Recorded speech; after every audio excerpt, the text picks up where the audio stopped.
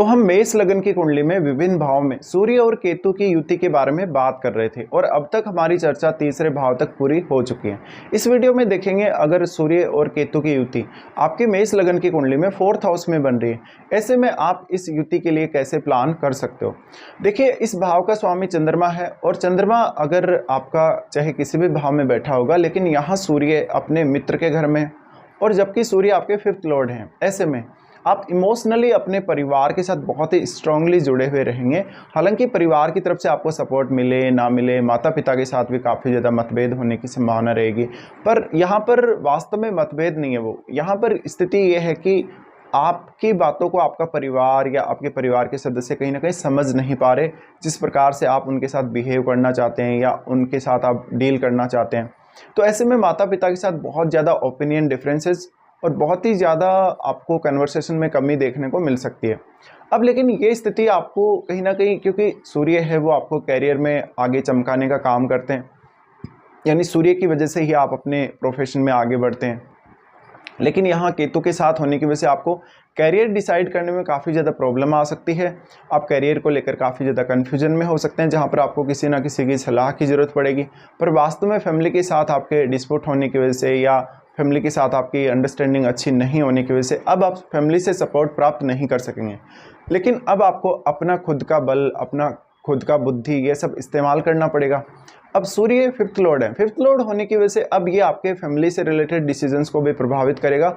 और क्योंकि ये ग्रहण दोष बन गया, ग्रहण दोष बनने की वजह से यहाँ अगर सूर्य बहुत ही ज़्यादा स्ट्रांग हो तो कुछ हद तक आपको फिर भी मदद मिल सकती है। ऐसे में जातक अपने घर परिवार को बहुत ज़्यादा प्रेशर में डाल सकता है किसी बात को लेके, या परिवार के साथ वो झगड़ा कर सकता है, बहुत ज़्यादा ईगो के साथ पेश आ सकता है। तो कहीं ना कहीं ये पारिवारिक माहौल को बिगाड़ने वाली स्थिति हो सकती है कभी कभी। लेकिन यहाँ पर आपको बहुत ही समझबूझ के साथ या सोच समझकर आगे बढ़ना पड़ेगा।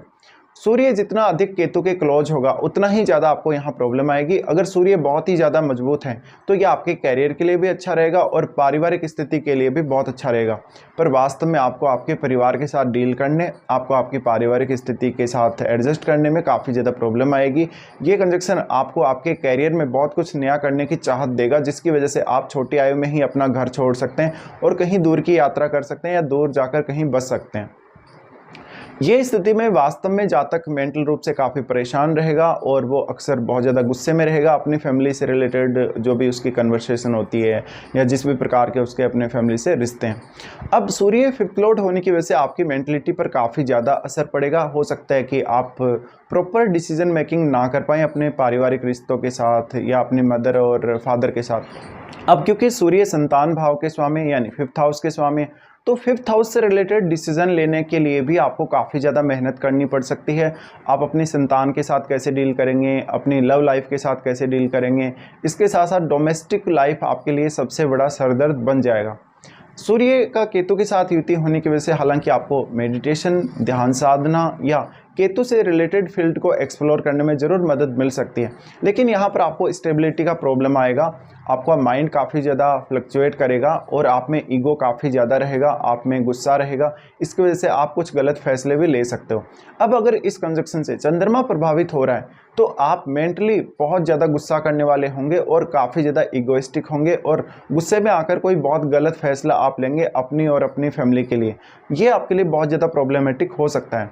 अब 5th हाउस के स्वामी सूर्य होने की वजह से आपकी लाइफ में कोई भी डिसीजन जब आप लेंगे तो वहाँ केतु का प्रभाव रहेगा। तो हो सकता है कि आप अपने काम को करने के लिए पूरी तरीके से कॉन्फिडेंट ही नहीं है।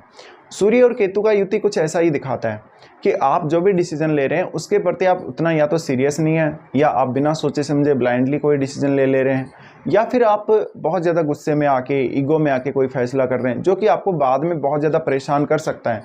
आपकी ये कोई बहुत बड़ी गलती हो सकती है जिसकी वजह से आपको नुकसान हो सकता है बहुत ही ज़्यादा।